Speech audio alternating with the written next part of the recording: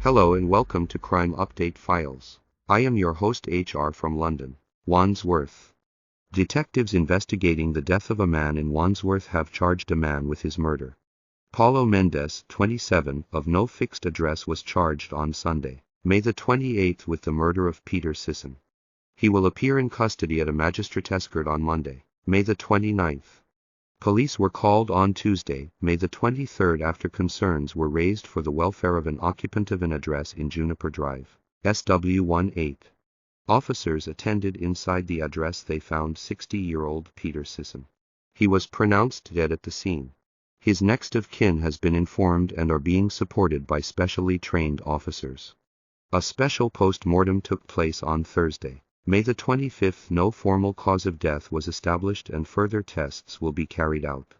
Due to the circumstances, detectives from the Met's Specialist Crime Command are leading the investigation. An investigation is ongoing and a man has been charged following the death of a woman in Chorley. We were called at around 2:03 am yesterday, Friday, May the 26th, to an address on Congress Street, to reports of a sudden death. Officers attended and sadly found the body of a woman, who we can now name as Fiona Robinson, aged 37. Fiona had been living in Chorley after moving from Barrow-in-Furness in 2022. A Home Office post-mortem has been carried out, confirming that Fiona died from multiple injuries. A man was arrested at the scene, and this evening, Saturday, May the 27th, we have charged Jason Gowan, 26, of Congress Street, Chorley, with murder. He is due to appear at Preston Magistrates Court on Monday 29th May. Fiona's family have been informed and are being supported by specially trained officers. We are now asking anybody with information to get in touch with us. Suspects wanted in connection with the brutal murder of a young man in the city centre are believed to have fled the country. Fada Warsame, 20, was attacked in the early hours of May 6, 2018 when he was stabbed once in the chest.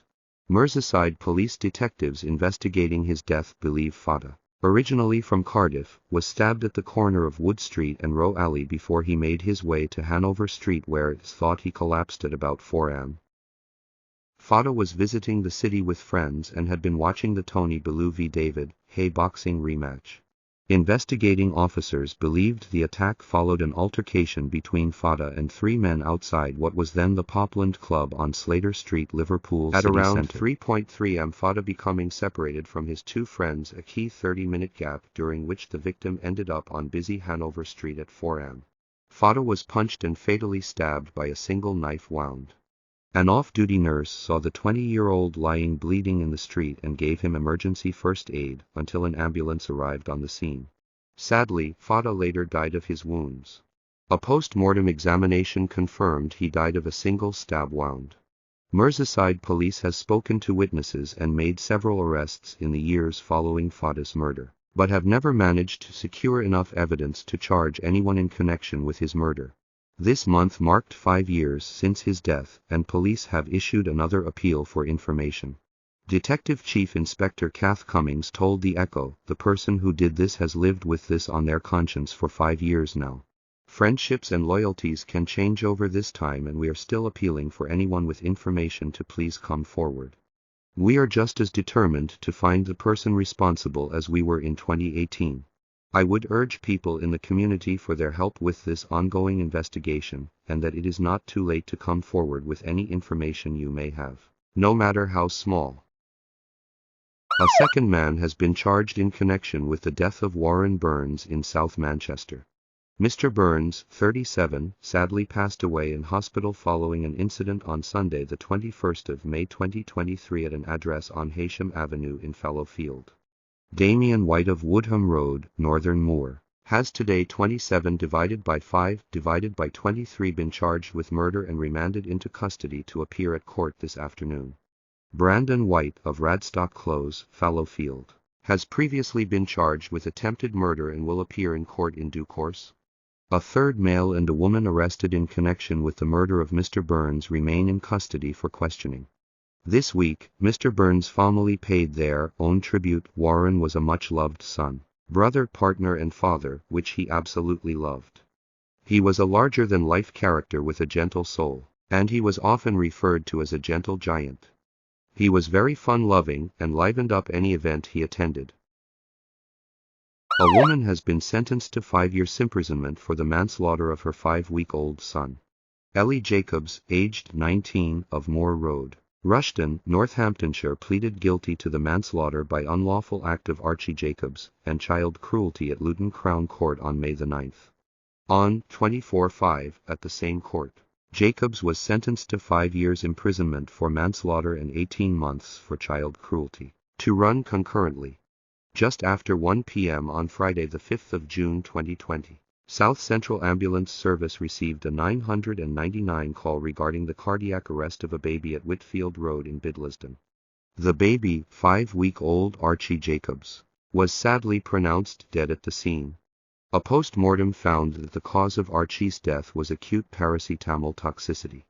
Archie's mother, Ellie Jacobs, was arrested in connection with the death in October 2022 and charged with murder on October 27 last year. A man who called his accuser from prison and coerced her into changing her statement against him has been jailed. Callum McIntosh, 31, was sentenced to 1 year and 8 months in prison on Friday, May 19 for perverting the course of justice. The woman had made an allegation of rape and domestic abuse against McIntosh, who was arrested and remanded in court while awaiting trial. During that time, McIntosh was forbidden from contacting the woman, but did so anyway via a friend. When officers obtained recordings of the calls, it was clear McIntosh was intimidating and pressuring her to withdraw her statement. McIntosh, of Bids Crescent, Cambridge, was found not guilty of rape but was found guilty of perverting the course of justice and was sentenced at Cambridge Crown Court, where he was also handed a 10-year restraining order. Detective Constable Anna Griffiths, who investigated, said McIntosh was forbidden from contacting his accuser while he was awaiting trial. A member of an organized crime group who supplied illegal drugs into Anglesey has been ordered to pay back more than £200,000 he made through criminal activity. Anthony Fahey of Llanfeckle, Amlch, is currently serving a 6.5-year sentence for conspiracy to supply cocaine and cannabis between January 2017 and September 2019. Operation Tide, an investigation led by North Wales Police in 2019, resulted in the arrest and subsequent imprisonment of Fahey and other gang members. The case involved large-scale drug supply, with a network that stretched from Merseyside and North Wales to Devon, Cornwall and Scotland. The drugs in the overall Operation Tide conspiracy have been valued at approximately £1.8 million. Fahey, 31, sourced cannabis and cocaine from the leader of the organised crime group, OCG, Colin Jones, in Liverpool to supply to the communities of Anglesey. Fahey appeared at a Proceeds of Crime Act (POCA) hearing at Mold Crown Court on May 24. Thames Valley Police is appealing for witnesses following reports of a rape in South Buckinghamshire. The incident occurred between 9:45 p.m. and 10:15 p.m. on Thursday, 25 May 2023 in Ivor Recreational Ground. The victim, a woman in her 20s, was out walking in the evening when she was approached by a male and raped.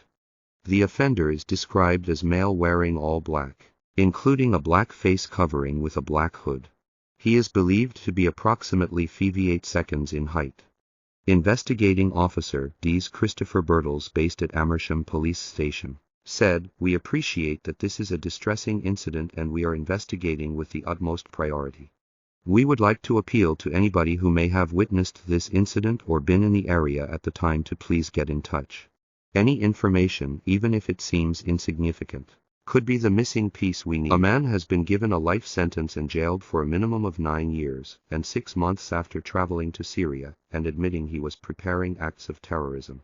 Following an investigation by Counter-Terrorism Policing South East CTPSE, Shahbaz Sulman of Fremantle Road, High Wycombe, admitted to preparing acts of terrorism under Section 5 of the Terrorism Act 2006. At a hearing at the Old Bailey on April 14. 2 further charges of being a member of a proscribed organization and receiving weapons training under Section 11 and Section 54 of the Terrorism Act 2000 will remain on file. Suleman accepted both of the charges as part of his plea, and this was taken into consideration at sentencing by the judge. The court heard how the 27-year-old's family reported him missing to police after he disappeared at the end of a family holiday to Turkey in 2014. The 42-year-old man who befriended Patricia Holland and moved into her home in Gorleston before murdering her will serve a minimum of 35 years in prison, one of the longest minimum sentences ever to be issued in Norfolk. Alan Scott, COROHMP Norwich, was sentenced to life with a minimum of 35 years at Norwich Crown Court on the 26th of May 2023, with HHJ Robinson describing the case as truly shocking. Scott was convicted of murder when a jury delivered a unanimous guilty verdict at Norwich Crown Court in March. He had previously pleaded guilty to preventing lawful burial. Patricia's daughter, Catherine Holland, spoke of her heartbreak when she read out her victim's personal statement in court, describing how her caring mother had seen Alan as a friend, whereas he had viewed her as a meal ticket when she was vulnerable after losing her son, Paul. She told the court in her statement, "It seemed to me that my beautiful gentle brother Paul dying had opened the gates of hell, and Alan Scott walked right on through." Patricia, who was in her 82nd, was murdered at her home in Lowestoft Road, Gorleston, overnight on Saturday the 24th of July 2021. Scott had lodged with Patricia since August 2020 when she met him while he was homeless and offered him shelter. Police attended the address when neighbors called after Patricia had turned up at their home in a distressed state at 9:21 p.m. on Saturday, July the 24th. Scott had become abusive and argued with Patricia over some burned pasta. Patricia spoke to officers to say she wanted Scott to leave the address. Scott was uncooperative, but eventually agreed to leave to prevent a breach of the peace. Police secured the address and left at around 10 p.m., leaving when Patricia was safe and well. CCTV later revealed Scott walking back towards the address a short time after officers had left. The following afternoon, on Sunday, July the 25th, Catherine Holland went to her mother's house where Scott said her mother had gone to church and would not be home until 5:3 p.m. She also noticed what looked like blood on the door and called the police as she was concerned about her mother's welfare. Police attended again later in the day when Patricia had not returned home, and a high-risk missing person investigation was instigated. When police could not locate Patricia by the following day, on Monday, July the 26th, Scott was arrested on suspicion of her murder. The early investigation established a large bonfire had been set in the rear garden of Patricia's house overnight on Sunday, July the 25th. Investigators called a forensic anthropologist and archaeologist to the scene, and a large number of bone fragments were recovered from the fire, which were identified to be human remains. Furthermore, a chain-linked bracelet and 2 rings, identified by Patricia's family as likely to belong to her.